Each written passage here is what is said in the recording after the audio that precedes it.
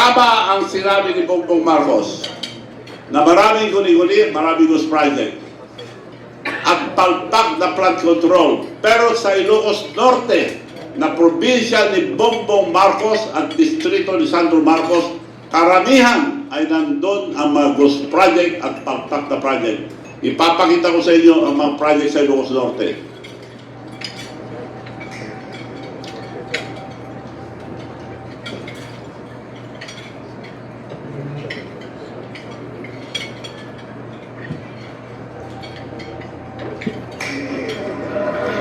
ICI, dalawa lang pinakita, palpak na. Pero makita nyo mamaya kung gaano kasama ang mga proyekto ron.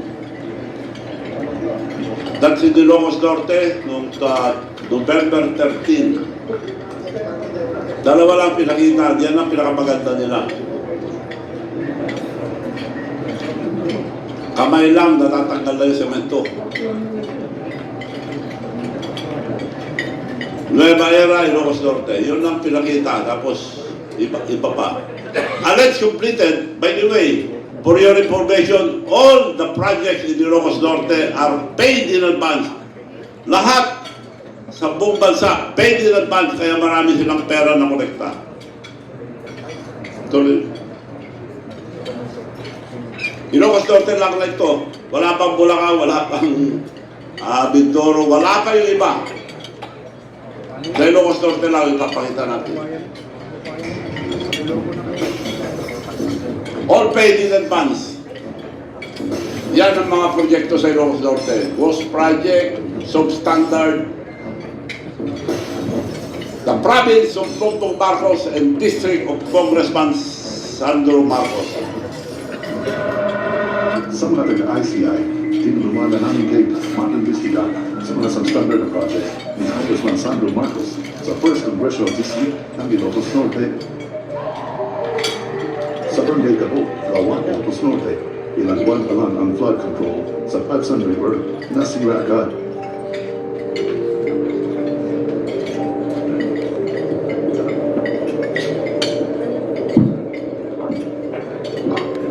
Ito sir, pag-flood dito ito eh. Okay, lagi lang ng mga simpay na sabihin. O sir, bali pangalawa na ito. O sir, yung dati kasi na nilagyan, tapos nasira na naman yung top ito. Naliliwan yun lang. Ang pangalawa nito, mapag-isang ko na sirante. Ilocos Norte lang po ito. Kaya mga proyekto nila, paid in advance. May mga date pa yan. Pagsan River, Ilocos Norte.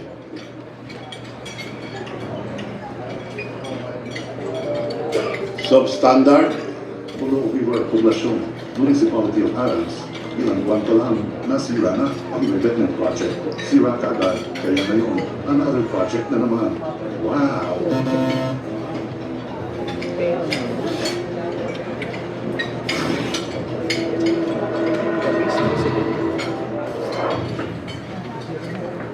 Completed, nasa record. Naka-record po sa Public Works and Highway na bayad na lahat ito. Puro substandard, puro ghost project. May date yan. Nandiyan yung mga date. Sige, tuloy. Saan?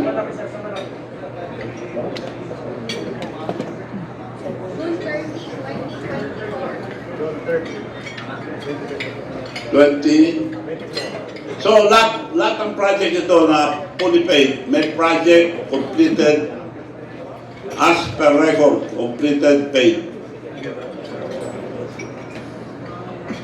Sige, tuloy lang. At sa Pagsan River, sa Sarap, Ilocos Norte, bagong flood control, gumuhin na. Sa area rin, makikita ang laki ng sira. Sayang ang pera. Ngayon, delikado rin ito sa mga turista. Pati daan, naapektuhan na.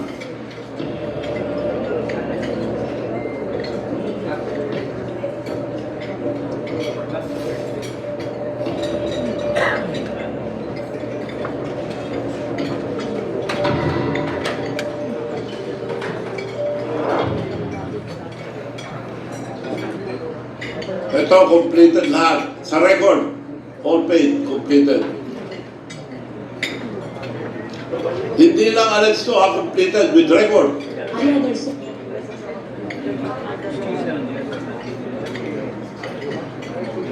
sa pagulpod, papuntang lungsod ng Adams, malalaanan ninyo ang sirang tulay.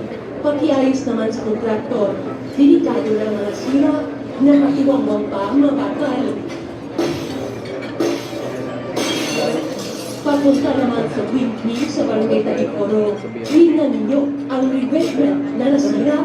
Kakahiya naman, nakikita ito ng mga turista na dumadaan sa area. Pag-check na lang din po ang ginagawang flood control sa Poblacion Municipality o Pasukin. May reklamo kasi ang mga residente. Nasa isumbong ng Pangulong website din ito.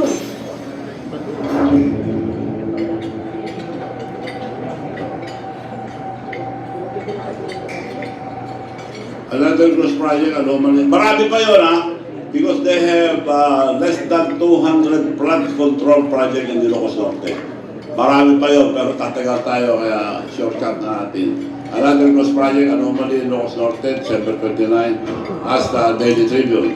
But residents of Barangay Cabarwan, 15 Ilocos Norte, are staring at today is not a bridge, but a concrete piles rising from the river. Even as government records show, a 28.46 million project Facebook as completed. Completed na raw yan. Yan ang mga project nila sa Ilocos Norte. Unfinished pero paid. So maliwanag. Maliwanag pa sa buwan, maliwanag pa sa araw na niloloko na tayo itong administrasyon na ito. Huwag tayong papayag, mga kababayan. Tuloy lang.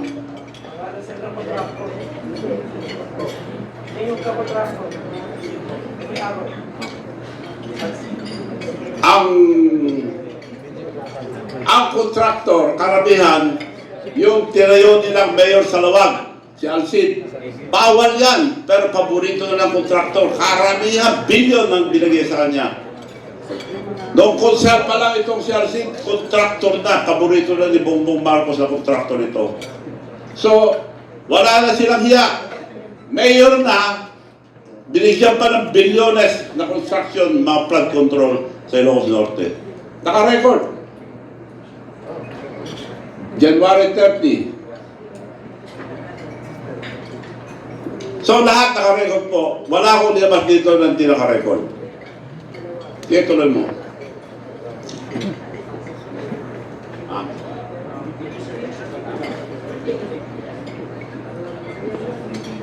Ayan, ang Megapolitan ay owned by Mayor of Lawag. Lawag City of Bongbong Marcos. Paborito na ng kontraktor. Lawag City Mayor, BBL favorite kontraktor. Wala lang hiya ito. Bigyan ng bilyon. Flood control.